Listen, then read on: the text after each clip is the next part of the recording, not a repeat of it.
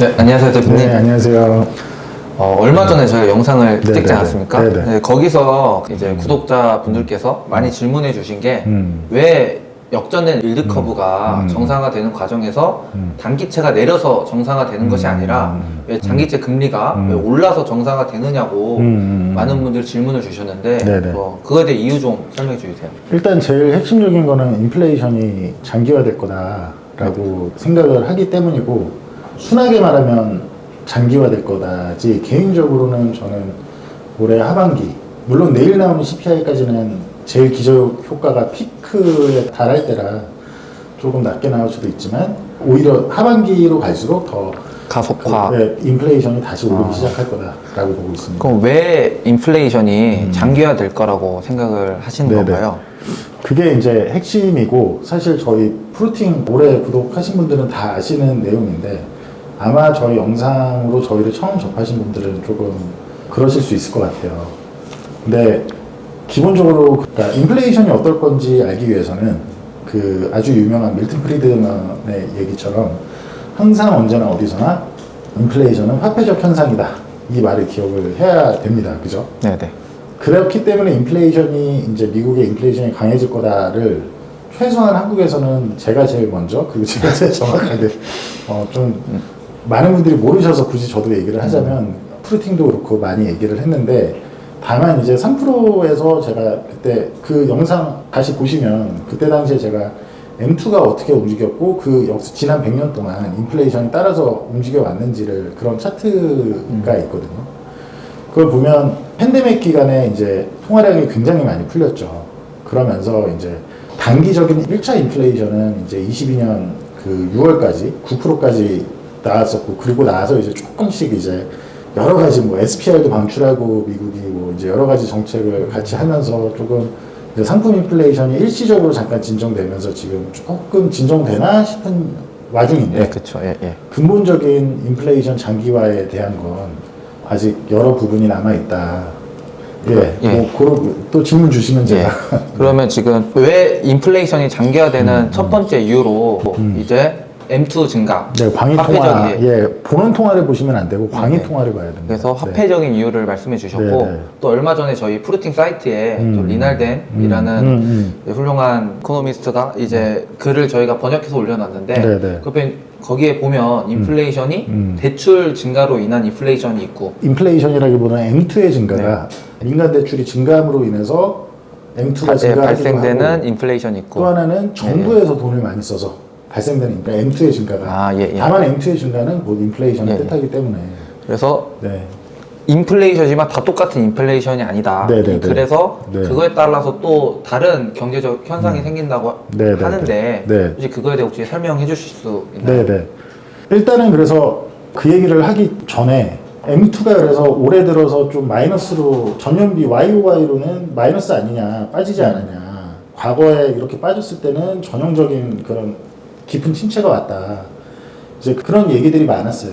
그래서 월가나 이런 데서도 다 이제 리세션이 올 거니까 장기채를 사라, 뭐 이런 것도 이제 그런 논리죠. 결국 디플레이션이 올 거다라는 내용인데, 그 부분은 아마 다른 채널이나 다른 데서도 그 핵심을 얘기한 곳이 있던 것 같은데, 그냥 절대 증가율로 보면, 그러니까 전년비로는 빠져 보일지 모르겠지만 팬데믹 때 너무 많이 광의 통화가 늘어났기 때문에 전년비로 빠졌어도 절대 양으로 보면 이렇게 팬데믹 직전까지 이렇게 상승하던 게 팬데믹 때 이제 엄청난 재정 지출과 함께 이렇게 올랐거든요. 근데 여기서 전년비로 뭐 4%가 빠졌다, 5%가 빠졌다라고 해봤자 여기서 이제 요만큼 내려온 거죠. 그러니까 평균 추세선보다 지금 여전히 한참 위에 떠 있는 겁니다. 그럼 아직도 시장에는 미국을 중심으로 엄청난 유동성이 남아 있는 거고, 또 하나는 특히 이제 원자재나 이런 부분을 조금 디스인플레이션적인 이런 현상을 볼 수 있었던 이유는, 특히 미국 정부 주도로 하는 뭐 SPR을 몇십 년 만에 가장 큰 규모로 방출을 한다든지 여러 가지 인위적인 그런 가격 억압이라고 해야 되나요? 그 상품 인플레이션은 특히 유가가 주도를 하는 경향이 큰데, 이제 그리고 또 러시아를 제재를 한다든지 뭐 이런 게 많이 있었죠. 근데 이제 그런 거는 기본적으로 첫째, 인플레이션이 나타나는 거를 오히려 뒤로 미루는 이연 작업만 할 뿐이지, 그런 제재는 결국에 더 크게 돌아옵니다. 왜냐하면 SPR을 방출했더라도 결국에는 다시 그건 무조건 채워놔야 되는 거거든요. 그죠? 그리고 러시아를 제재한다고 하더라도 그래서 처음에는 러시아를 제재하면 러시아가 전쟁 자금이 돼야 되니까 막 기름을 다시 몰래 다른 타국에 팔더라도 결국에는 그 제재라는 거는 어느 순간에 그 효과는 줄어들 수밖에 없고 나중에는 더 크게 돌아올 수밖에 없다.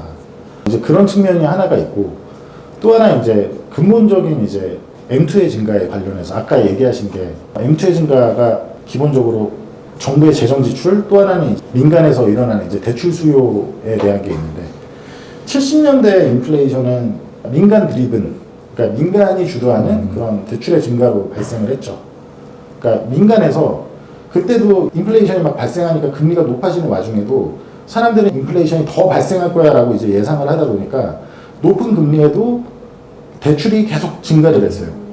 그러니까 M2가 급격하게 상승을 했고 그게 결국 인플레이션으로 연결이 됐는데 지금은 가만 생각해 보시면 그 팬데믹 때는 어떤 민간의 대출이 증가해서라기보다는 재정 지출이 워낙 막대했죠. 그럼 이제 1940년대 이제 2차 세계대전과 굉장히 비슷한 사례라고 볼 수 있는데 지금 과연 연준은 뭐 금리를 높이면서 인플레이션을 잡는다고 하고 있지만 과연 정부의 재정 지출도 줄어들고 있냐라고 한다면 오히려 반대로 정부의 재정 지출은 21년, 20년보다도 지금 더 절대량으로는 더 크게 증가를 하고 있거든요. 그러니까 다시 생각해보면 금리를 인상을 한다는 거는 인상을 해서 긴축을 시키고 그게 인플레이션을 억제를 하기 위해서는 그거는 결국 통화량 금리를 인상함으로써 통화량을 줄이는 효과가 나타나야 되는 거예요. 그렇기 때문에 실질금리가 플러스인 게 굉장히 중요한 거고 근데 실질금리를 그렇게 크게 플러스로 하지도 못했을 뿐더러 연준이 과거 동안 굉장히 뭐 물론 금리 인상 폭은 막 엄청나게 뉴스에서는 그게 매파적이다 했지만 그래서 실제 지금까지 인플레이션이 어떻게 되죠? 근원 인플레는 아직도 5.3%고 지금 뭐 안정이 됐나요? 전혀 아니죠. 2% 목표에 전혀 가지 않았죠. 그러니까 정말 그렇게 최소한 CPI가 9%였으면은 사실 기준금리는 뭐 최소 뭐 11%, 12% 이렇게 그거를 한동안 유지를 해야 정말 제대로 잡히는 거지. 그렇게 막대하게 통화량이 늘어났을 때 실질금리가 마이너스인 상태에서 그게 또 마이너스인 상태가 굉장히 오래 갔잖아요. 에서는 인플레이션이 실질적으로는 그렇게 긴축적인 정책이 아니었다. 이거는 제가 과거 영상들에서도 많이 얘기를 했는데. 그쵸, 네네. 아무튼 중요한 건 이제 현재니까. 앞으로 왜 오히려 인플레이션이 더 강해질 거다. 올해 하반기, 그리고 24년에도 어느 정도 더 단기적으로도 더 강해질 거고, 물론 중간중간 올해 상반기 같이 디스인플레이셔널이 해 보이는 게 있겠지만, 길게는 이게 왜 최소 한 10년 정도는 이 사이클이 갈 거다라고 보냐면, 아까 말씀드린 대로 인플레이션을 잡기 위해서 금리가 할 수 있는 거는 그걸 통해 이제 통화량을 어쨌든 줄이고자 하는 건데, 네, 맞습니다. 이번에 통화량이 늘어난 게 다시 말씀드리지만 민간 쪽에서 막 엄청난 대출이 활발하게 나타나서 통화량이 늘어난 게 아니고 정부가 지출이 엄청 많아서 늘어났단 말이에요. 지금도 역대치를 계속 갱신하면서 미국 정부가 돈을 쓰고 있는데 그 돈에 대한 파이낸싱은 누가 해주죠? 그러니까 그 돈을 정부가 쓰기 위해서 미국 정부가 예를 들면 재정 흑자국이거나 아니면 그쵸. 무역 수지가 굉장히 흑자거나 이런 나라가 아니잖아요. 그렇죠. 한 가게를 치자면 어떤 가게가 제가 예를 들어 제가 가장이고 저희 집에 가족들이 있는데 가족이 월에 1,000만 원씩 쓴다고 해볼게요. 근데 제가 버는 돈은 300만 원밖에 안 돼요. 예를 들면 그러면 그 마이너스 700만 원을 어떻게 대주냐라는 얘기죠. 근데 정부가 뭐 가게면 신용카드를 많이 써서 그럴 수 있겠지만 정부는 신용카드 쓰는 게 아니잖아요. 그렇죠. 정부는 국채를 발행하죠. 근데 국채를 발행하는 것까지도 좋아요. 국채를 발행해서 그게 정당하게 채권 수요자들, 보통 이제 미국채를 많이 사는 기관들이 이제 그런 수요가 정말 많아서 미국에 대한 신뢰가 너무 높아서 수요가 많아서 이루어지는 것까지는 그러면 괜찮지만 그게 아니라 보통 어디서 연준이 돈을 찍잖아요. 네네. 그러니까 화폐량을 늘리잖아요. 네, 맞습니다. 그러니까 과거에도 원래 인플레이션의 진짜 사전적 어원은 통화량 공급의 증가 그 자체가 인플레이션입니다. 원래 그랬어요. 근데 그 90년대에 아무튼 이게 70년대 너무 고생해서 그런지 이게 어원이 제가 알기로 90년대 때부터 미국에서 바꿔왔어요. 그 인플레이션의 정의를 사전적 정의를 이제 케인즈하겠다는 그런 수요와 공급의 미스매치로 인해서 생기는 이제 그런 식으로 바뀌어왔어요. 그럼 어쨌든 다시 정부가 그렇게 지출을 지금도 바이든 인플레이션 이름은 인플레이션 감축법인데 결국에 돈을 더 그렇죠. 쓰겠다라는 돈을 거예요. 보조금을 더 주겠다라는 거잖아요. 그럼 그 돈은 어디서 나죠? 다 돈을 찍어서 하는 거잖아요. 그렇죠? 그러면 그렇게 정부 주도의 재정 지출로 통해서 이번 팬데믹이나 1940년대 같이 그런 재정 지출을 통해서 인플레이션이 강하게 발생을 했다라는 건 결국에 그게 안정이 될 거면 금리의 인상은 기본이지만 정부가 돈을 덜 써야 됩니다. 정부가 지출을 그만해야 돼요. 최근에 M2가 다시 그 전년비로도 이렇게 내려가고 있다라고 하는 게 다시 지금 올라왔어요. 6월에 업데이트가 됐는데 여전히 전년비도 심지어 올라왔고 여전히 절대 수치로 이렇게 이게 평균선이라 그러면 이렇게 뛰었던 게 한 요 정도인 상태에서 이제 다시 이렇게 올라가는 거죠. 그러면 그 통화량이 잡히기 위해서는 뭐가 필요하냐? 다시 말씀드리지만 정부가 돈을 덜 써야 돼요. 정부가 덜 써야 된다.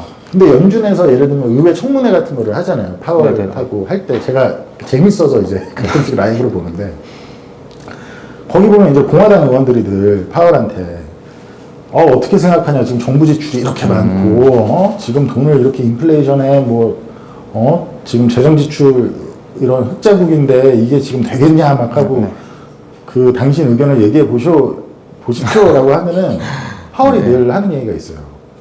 그거는 정부 선출직들이 하는 내용이니까 내가 저기 껴들 내용이 아니라 내가 뭐 어떤 의견을 가질 얘기가 아니라 계속 얘기해요. 자기는 통화정책만 담당하는 사람이다. 근데 사실은 파월은 얘기를 해야 되는 입장이에요. 자기가 통화정책을, 왜냐면 인플레이션이라고 한다면 볼커 당시 때 79년, 80년, 81년 때 제일 먼저 나라나 정부 의회에 얘기했던 게 지출 쓰지 마라. 이거 삭감해라. 이거 지출 삭감해라. 저거 삭감해라. 저거 삭감해라. 당연하죠. 인플레이션에 핵심적으로 연결된 게 정부 지출인데 나라에서 돈을 그렇게 계속 펑펑 써버리는데 부채가 그렇게 많은데도 심지어 계속 무역 흑자국에 정부 재정 흑자국에 그렇게 흑자래 죄송합니다. 적자. 모든 게 다 쌍둥이 적자에 그런 역대급으로 적자를 내고 있는 나라에서 그거는 파월은 사실 굉장히 정치적인 인물이에요. 그러니까 자꾸 한국에서는 파월을 폴 볼커와 빙의를 하는 경향이 굉장히 강해요. 근데 제가 예전부터 지금 파월이 뭐 75bp 올린다 한 번에 100bp 올리겠다 뭐 이 블러핑이 전혀 강한 게 이걸로는 결코 지금 인플레이션의 이런 강한 압력을 잡을 수 없다라고 자주 강조했던 이유는 지금은 제가 영상에서도 과거에도 그렇고 글에서도 그렇고 70년대와 비교를 해야 되지 지금이 아니다라고 하는데 그렇게 말을 해도 보통 많은 분들은 70년대니까 79년, 80년 뭐 이때 폴 볼커 시대 때와 비교를 하면 되겠구나라고 생각을 하시는 것 같아요. 근데 폴 볼커는 진짜 인플레이션이 13%일 때 기준금리를 20%까지 올리고 그거를 또 오랫동안 유지해서 정말 리세션은 왔죠. 다만 그 리세션은 전형적인 디플레이션형 리세션이었지 그렇게 해서 인플레이션을 잡은 사람이지 파월은 오히려 폴 볼커가 아니라 그 아서번즈와 비교를 해야 되는 거예요.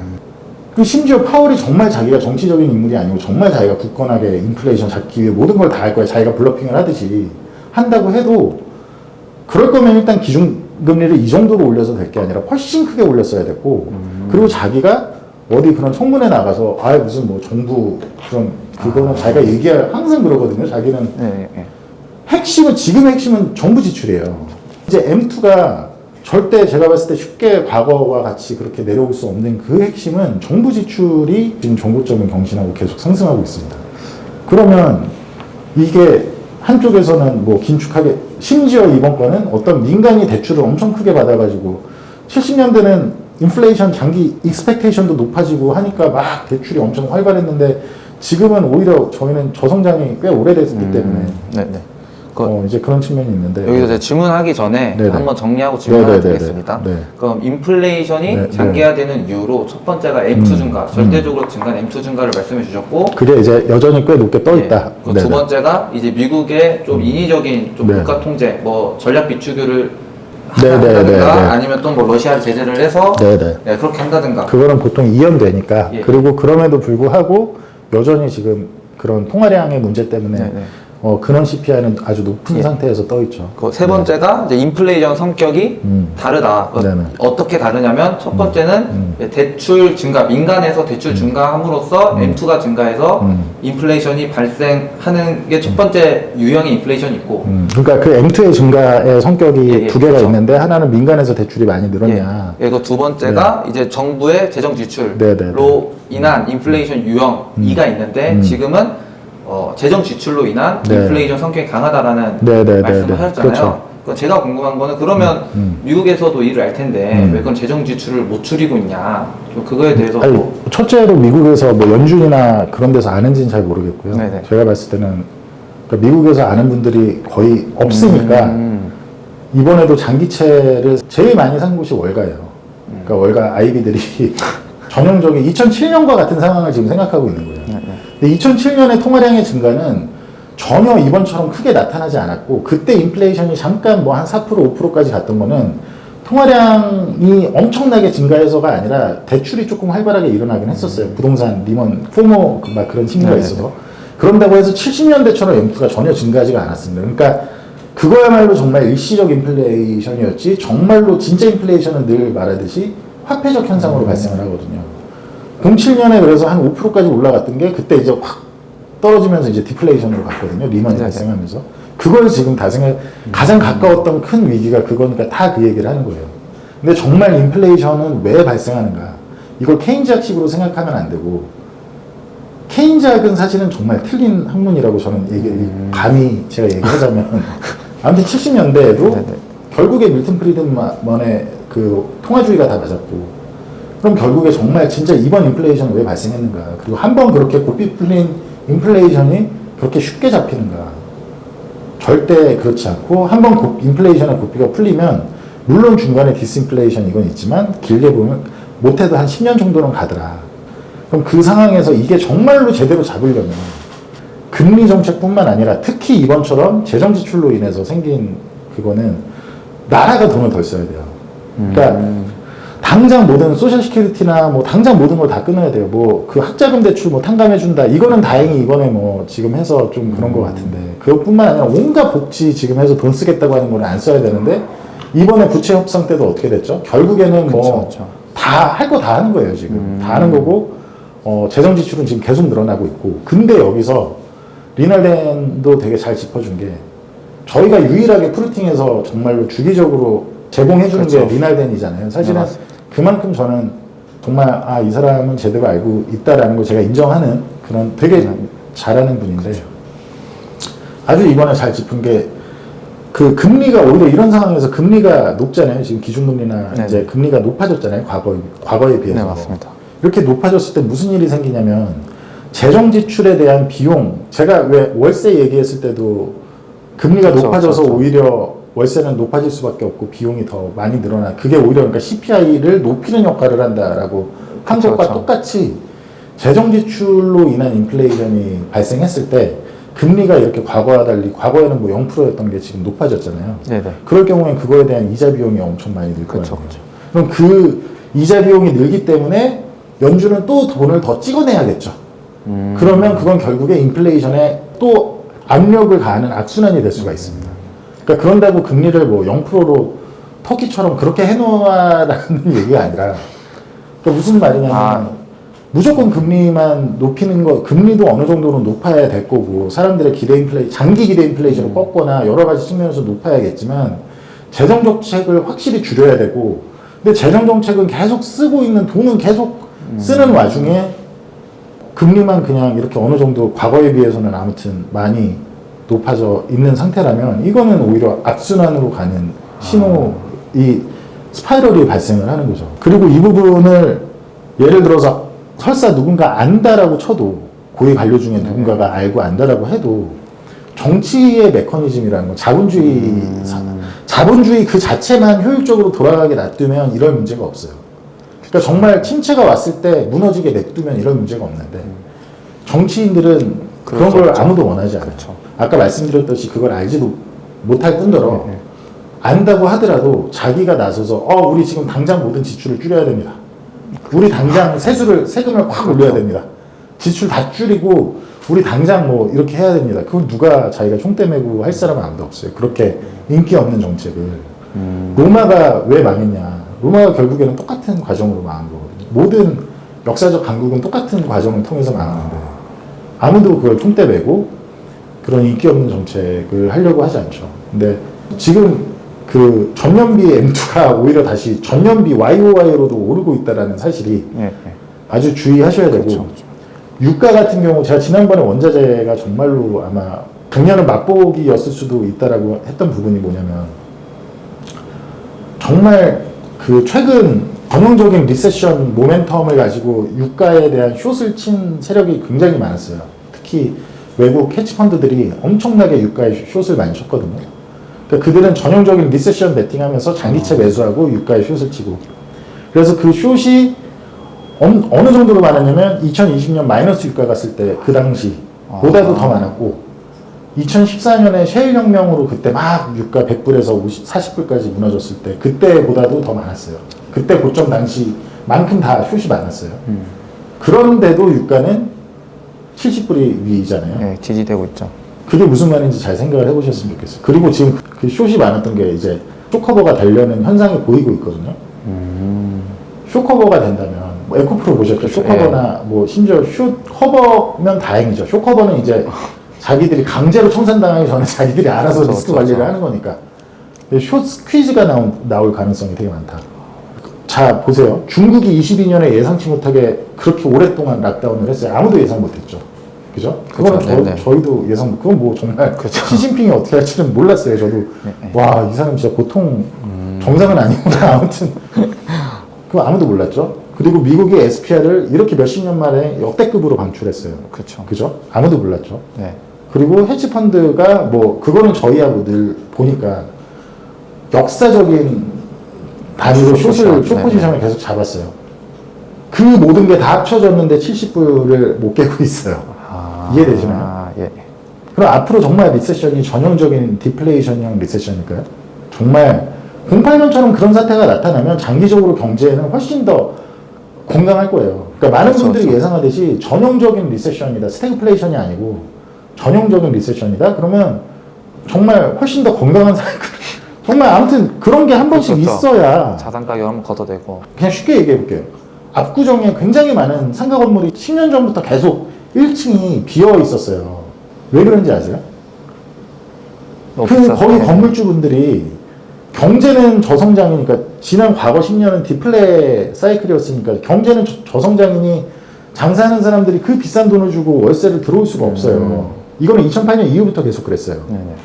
근데 그때 미국은 양적 완화를 계속해서 양적 완화를 하면 M2는 안 늘어나요. 다만 본원 통화가 늘어납니다. M2가 이렇게 크게 있으면 그 안에 중간에 본원 통화가 있는데 네네. 이 본원 통화만 늘어나는데 이게 뭘 뜻하냐면 그러니까 일드 기반 자산, 주식, 채권, 부동산 이런 자산 가격의 자산 인플레이션을 가격에만, 네네. 하는 경향이 있어요. 이거는 제가 나중에 기회가 되면 풀팅에서 과거에도 많이 얘기를 했지만 근데 아무튼 그렇게 해서 뭔가 가격이 양쪽 하나 통해서 자기들도 왠지 모르겠지만 경제는 뭐 힘들다 하는데 부동산 가격이 올라가니까 자기네가 그 월세를 낮추면 건물 가치가 떨어진다고 일부러 안 받는 거예요. 다들 그 할아버지들 몇십 년, 뭐 50년 전부터 그 있었던 게 가격이 올라가니까 자기네는 경제에 따르면 빨리 자산 가격도 빠지고 월세도 그럼 같이 빠지고 하면서 그럼 다시 상인들이 다시 막 장사를 그쵸, 할 거 아니에요. 네, 그쵸. 그죠? 근데 그렇게 안 한 지가 10년이 넘어갔다고요. 그게 이제 양쪽 하나의 아주 부작용이자 피폐고 자산 가격만 띄고 이게 팬데믹 이전까지 얘기입니다. 이거는 꼭 팬데믹 이후를 얘기할 필요도 없어요. 그게 만약에 많은 분들이 생각하는 전형적인 리세션? 너무 그거는 좋은 얘기죠. 그렇게 되면 그러니까 오히려 근데 그렇게 돼서는 자산 가격이 지금 상태에서는 빠질 수가 없고 그렇게 돼서 물가까지 하락한다. 그게 맞다면 그럼 연준은 언제든지 다시 돈을 투입하면 되잖아요. 그죠? 네네. 뭐 빈부격차가 더 커지고 이런 거 알 바 아니에요. 연준 입장에서는. 그죠? 그게 중요하겠습니까? 아니면 실물 경제가 그나마 연명하는 것처럼 보이는 게 중요할까요? 좀 월세라도 이제 이게 뭔가 확 빠지면서 그렇게 돼서 상인들이 다시 장사를 하고 다 이 사업체를 하고 또 막 그로 인해서 또 고용이 창출되고 이게 진짜 경제지 2008년에 시작된 양적 완화로 어떻게든 자산 가격을 불리고 그러다 이제는 재정 정책까지 팬데믹 때 막 써버려서 무한으로 써버려서 소비자 물가 인플레이션까지 오르게 하고 이거는 절대 건전한 경제가 아니에요. 근데 사실은 얼마 전까지만 해도 팬데믹 이전까지만 해도 많은 이코노미스트 분들이 맨날 미국의 경제는 정말 강한 것 같아요. 그건 강한 게 아닙니다. 수치상으로 뭐가 잠깐 좋게 돈을 그렇게 풀어서 그 정도 수치가 잠깐 안 나온다고 그게 강한 그렇게 얘기를 하면 저는 안 되는 거라고 봐요. 정말로 만약에 매크로를 제대로 이해를 하고 계셨다면 그럼 이 상태에서 지금 전형적인 리세션이냐 물가는 높게 유지되는 상태에서 이제 소비자 물가까지 이제 어차피 전이가 됐잖아요. 이제는 그렇죠, 네. 연준이 양적 완화를 다시 하기 어려운 상태예요. 여기서 근데 소비자 물가까지 전이가 됐으니 장기 금리가 오를 수밖에 없는 상황인 거죠. 그럼 그거는 시장 자연적으로 자산 가격을 결국에 자연적으로 무너뜨릴 수밖에 없는. 그래서 장기 금리가 한 번 더 그렇게 올라주고 그렇게 해서 정말로 어느 정도의 그게 와야 그때가 이제 전형적인 리세션을 얘기를 하든 말든 그럴 단계라는 거예요. 그럼 미국의 상황을 제가 한번 제가 이해한 바를 한번 얘기해 드려볼게요. 그러니까 미국은 결국은 재정 지출로 인한 인플레이션을 지금 경험하고 있다. 네. 재정 지출로 인해서 M2가 늘어났고 길게 얘기하면 더 본질적으로 얘기하면 일단 사실은 2008년부터 시작을 해야 되고 양적 완화를 통해서 자산 인플레이션이 먼저 일어났고 네, 맞습니다. 그 와중에 소비자 물가 인플레이션까지 전이가 안 되니까 막 MMT 막 이런 그쵸, MMT 그쵸. 해도 된다 막 이런 얘기까지 가던 와중에 팬데믹이 발생하면서 돈을 각자한테 다 뿌려버리니까 쉽게 말하면 통화 유통 속도까지 올라가 버리죠. 그러면서 이제 M2 광의 통화까지 건드리게 되고 광의 통화가 급진적으로 늘어났고 네 그러면서 이제 소비자 물가까지 전이되는 상황이 왔다. 그렇죠. 그래서 이 상황은 미국은 그러면 이 문제를 해결하기 위해서는 지출을 줄여야 되는데 정치 메커니즘상 못 줄이죠. 좀 어려운 부분도 있고 그건 100%입니다. 제가 말씀드린. 그리고 게다가 미국이 부채도 굉장히 높은데 만약 금리까지 지금 높이고 있는 상황에서 보면 미국이 어떻게 보면 이자 비용을 또 많이 지출하지 않겠습니까? 그렇죠. 이자 비용이 많죠. 그렇게 해서 또 재정 지출이 또 오히려 악순환을 보는 저희 과거에 21년에도 그렇고 22년에도 그렇고 연에 한 번씩 그 미국이 이자 비용을 어떻게 지출을 하게 될지를 실제 부채가 얼마나 되고 그 국채를 보유하고 있는 주체가 어떻게 되고 미국에 한해서 그걸 다 그렇게 정리를 내년에 한 번씩 리서치를 해서 했었어요. 그래서 그걸 보시면 지금 미국 부채가 거의 4경 가까이 되나 넘었나 뭐 막 이래요. 한국 돈으로. 그거에 대한 이자가 아무튼 뭐 꼭 재정 지출 뭐 이거 생각할 것도 없이 그 이자가 그렇게 늘어난다라고 생각을 하시면 될 것 같아요. 그러면 과연 그게 그 이자를 내기 위해서 물론 낼 수 있어요. 못 낸다 해서 디폴트가 온다라고 생각을 하시면 안 되고 일단은 인플레이션이 정말로 너무 심각해서 70년대까지 가기 전까지는 돈을 더 찍어서 아무튼 내면 되잖아요. 그죠? 네 맞습니다. 낼 수 있어요. 낼 수는 있어요.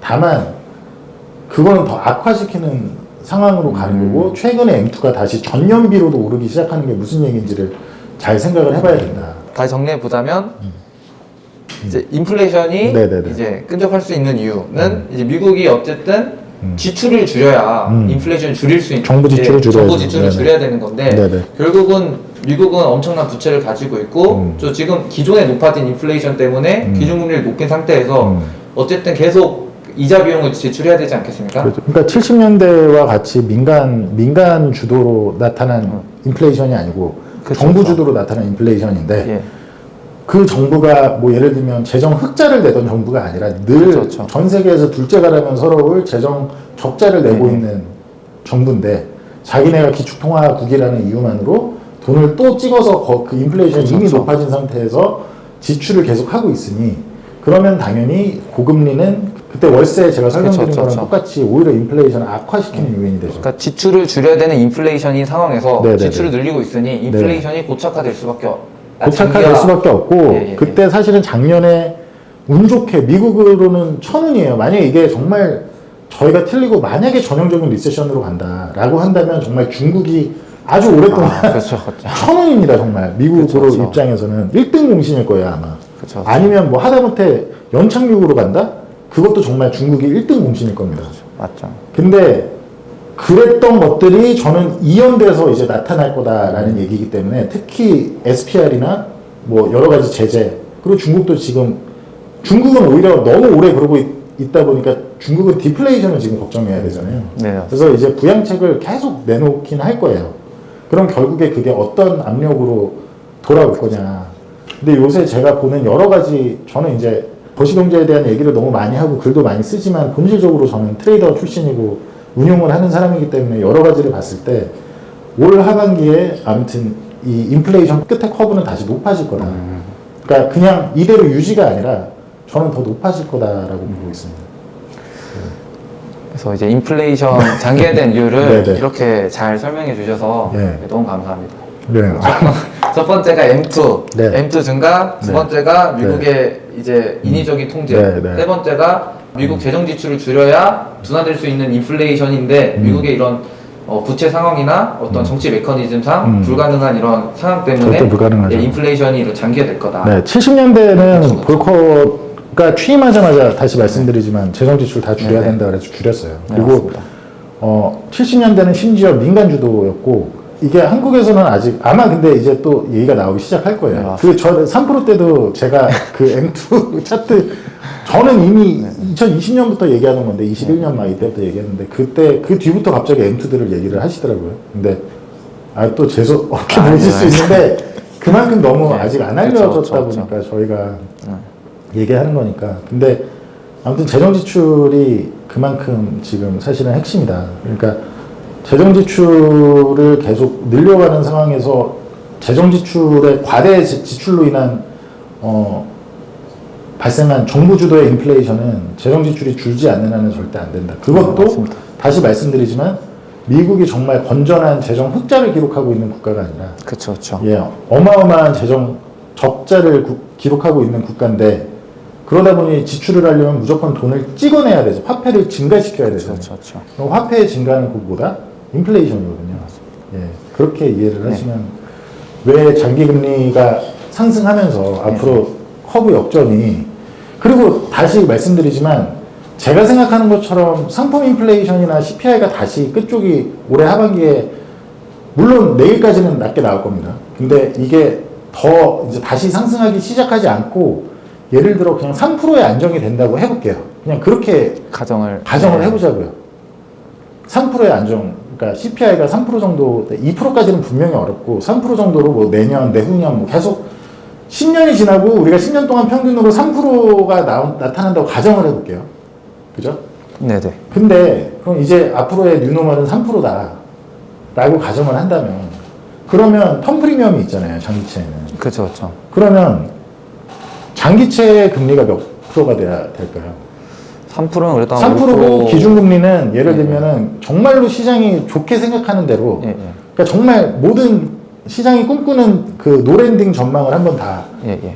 기입해 보자고요. 그래서 디플레이션까지는 안 가고 시장이 정말 희망하는 대로 노랜딩. 예, 노랜딩으로 가서 그럼 기준금리도 예를 들면은 지금 뭐 5.2인데 네네. 뭐 아무튼 내후년까지 이렇게 점차적으로 해서 기준금리가 한 3%까지 내려올 수 있다. 그죠? 3%. 예, 0%까지 가게 되는 상황이면 또 안 되죠. 그거는 그렇죠, 이제 그렇죠. 디플레이. 네네. 그러니까 그냥 노랜딩 시나리오를 네네. 적용을 해보자고요. 그래서 기준금리가 뭐 하다못해 뭐 아니면 기준금리가 2.5까지 내려왔다. 그러면 정상적인 시장 상황이라면 텀 프리미엄이 붙어야 되잖아요. 그렇죠, 그렇죠. 더 멀리 빌려줬으니까 더 많이 받아야죠. 많이 받아야 될 예, 거 예, 아니에요, 이자를. 그러면 예를 들어 그래서 뭐 2년물이 3%를 주고 있다. 기준금리 그쵸. 2.5%고 그쵸, 2년물은 그쵸. 3%다. 3% 줘야죠. 예. 그러면은 10년물은 몇 프로를 받는 그래도 거예요? 5, 6%. 예, 예. 10년물은 어쨌든 4%가 전혀 지금 4%가 일시적으로 잠깐 되게 높은 거야 라고 생각하는 분들한테 시장의 모든 꿈을 다 전망하더라도 아닐 수 있다는 얘기예요. 무슨 모든, 얘기인지 네, 아시나요? 모든 낙관적인 4%가 10년물 4%가 향후 30년의 평균일 수 있다는 얘기라고요. 모든 낙관적인 걸 다 적용해도 10년물 5%가 예, 예. 심지어 4%가 아니라 5%가 또 향후 10년에 또 평균일 수 있는 거고요. 모든 낙관적인 걸 다 적용해도 완전한 극심한 디플레이션은 아니라. 다만 완전한 극심한 디플레이션, 장기채를 사라고 하는 분들의 주장이 안 맞는 거는 통화량만 보면 알 수 있다는 거고요. 통화량과 지금 현재 정부가 어떻게 재정 지출을 하고 있는지 보면 알 수 있다는 거고. 그래서 그 부분은 아마 그런 질문이나 그런 하신 분들이 좀 있었는데 네, 맞습니다. 그런 부분을 아마 저희를 처음 원래 기존 구독자면 다 이해를 다 하시니까 이해해 주신. 네. 그 부분을 좀 이해를 하셨으면 좋겠어요. 이렇게 장단기 커브가 네네. 장기 금리가 오름으로써 정상화되는 이제 이유에 대한 좀 구독자분들이 많이 질문해 주셨는데 이렇게 자세히 설명해 주셔서 네네. 감사합니다. 아닙니다. 잘 이해가 되셨으면 좋겠네요.